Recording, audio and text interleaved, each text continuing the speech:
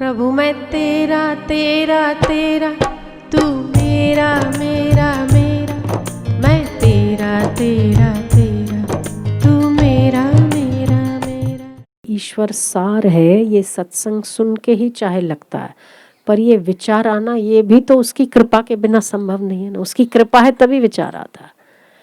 तो ये विचारों को पोषण दो, जब भी विचार आए उसको पोषण दो। ये विचार आता है कभी कि संसार में सार नहीं है, तो उस पर विचार करो, उसे पोषण दो।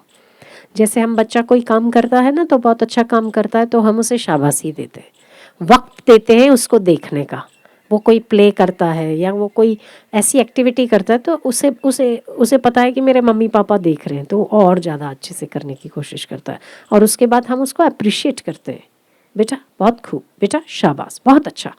ऐसे अगर ये आपको विचार आता है तो ये आपका मन बच्चा है, इसका अप्रिशिएट करो। तू बिल्कुल ठीक कह रहा है, तू बिल्कुल सही सोच रहा है। अब ये बता कि परमात्मा प्राप्ति का विचार तुझे आया, इसके लिए तुझे क्या करना चाहिए? तो तुम्हें विचार आएगा कि इसके लिए भजन करना चाहिए, इसके लिए जप बढ़ाना चाहिए, इसके लिए सत्संग सुनना चाहिए, इसके लिए परोपकार करना चाहिए, इसके लिए श्वासोश्वास की गति को देखना चाहिए। ये मन इतना अच्छा है, इतना अच्छा है कि अगर बेईमानी के पीछे लगे ना तो आपको ले डूबता है, पर अगर एक बार आगे चलने की सोच लेना तो इस दुनिया की कोई ताकत इसको रोक नहीं सकती, इतना अच्छा है। तो जब ऐसा विचार आए तो उसे अप्रिशिएट करो, इत्मीनान से उसको सुनो कि वो क्या चाहता है। ईश्वर की प्राप्ति चाहता है, बेटा बहुत अच्छा, उसके बिना तो सारी नहीं, ये तो तू अब समझ गया, पर कैसे होगी? कैसे होगी वो बताएगा कि समय बर्बाद ना करने से होगी, समय का सदुपयोग करने से होगी, बार बार जप करने से होगी, बार बार उसी का चिंतन करने से होगी। शाबाश बेटा, तो अब से लग जाओ। अब शेड्यूल बना लेते हैं अपन, सुबह उठेंगे ऐसा करेंगे, फिर उठेंगे, फिर खा पी के जप करेंगे, फिर खा पी के ये करेंगे, फिर थोड़ी सी सेवा भी करेंगे, थोड़ा सा ये भी करेंगे। हमारा दिन का पूरा ऐसा समय हो कि इसमें एक भी क्षण बर्बाद ना होता हो, ऐसा शेड्यूल बनाओ। देखो कैसा चमत्कार होता। तो मन तो अच्छा है बेचारा, सत्संग सुनता है तो सत्संगमय हो जाता है, फिर दुनिया में जाता है वैसा हो जाता है, इधर आता है तो आपको कौन सी संगति देनी है वो आप पर है। कोशिश करो, कोशिश करो, बार बार प्रयत्न करो, बार बार प्रयत्न करो। गिरो फिर उठो, फिर चलो, फिर गिरो फिर उठो, फिर चलो। कोशिश ना करने वाले तो कहीं पहुंचते ही नहीं, कम से कम कोशिश करने वाले कहीं तो पहुंचते हैं।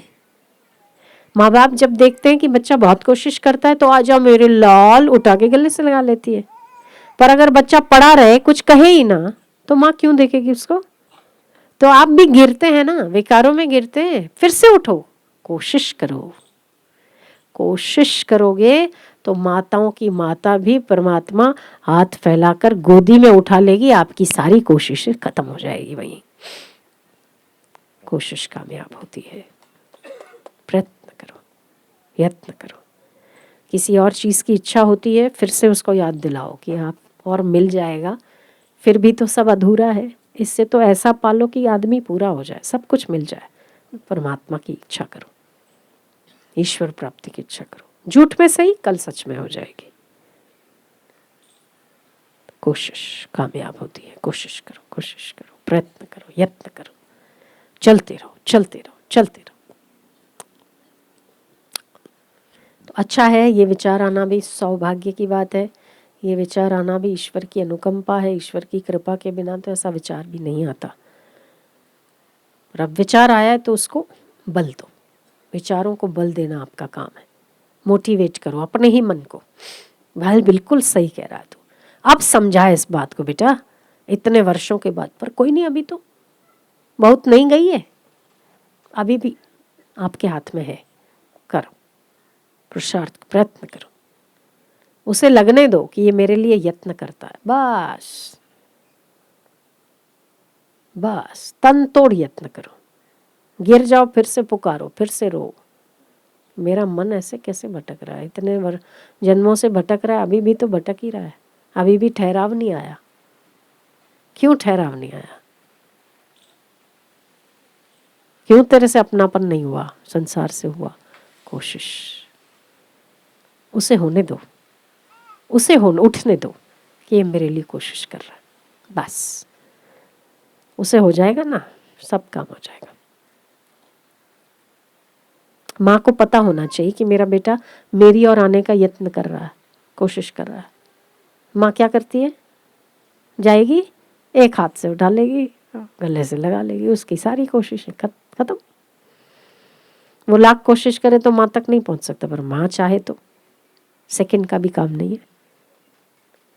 ऐसे उसे लगने दो कि आप कोशिश कर रहे हो, गिर रहे हो ना, छोड़ो मत, निराश मत हो। कभी भी ईश्वर का रास्ता निराश होने का है ही नहीं, उत्साह का रास्ता है ये। जितने भी महापुरुष देखोगे ना, अपने आप में बड़े उत्साही होते हैं। क्या उन पर मुसीबत नहीं होती? ऐसा नहीं है, मुसीबतें सबसे ज्यादा उन पर होती, पर सबसे ज्यादा उत्साह में भी वही रहते, क्योंकि वो रास्ता है ही उत्साह का, निराश हताश होने का है ही नहीं। तो चलते रहो, चलते रहो, बहुत अच्छी बात है। ऐसा विचार आना भी बहुत उत्तम बात है। तो विचार आता है, उसका पोषण करो।